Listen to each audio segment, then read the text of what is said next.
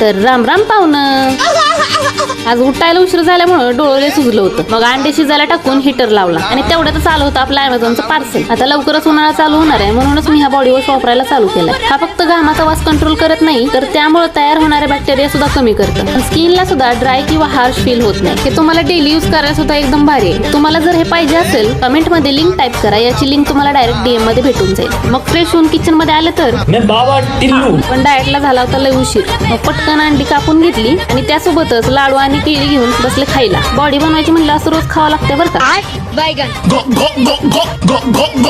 अंडे आणि बटाटी खाऊन भिजवलेलं कडधान्य खाल्लं आणि केळी खाऊन थोडा ब्रेक घेऊन निघाले जेवायला. आणि अजून उन्हाळा चालू व्हायचा आहे, तर आताच एवढं सोलापूरमध्ये ऊन पडलंय बघा. नंतर जेवण करून घरी आले आणि थोडा वेळ अभ्यास करत बसले. हमारा सकल बुरा है तो क्या हुआ, फोटो में तो अच्छा दिखता हूँ ना.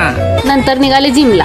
का सुनने का गाना ले बेटा. पाण्याची बाटली एक साईडला ठेवून वॉर्मअप करून व्यायाम चालू केला. सुमो स्क्वॉटचे 3 सेट, लेग प्रेसचे 3 सेट.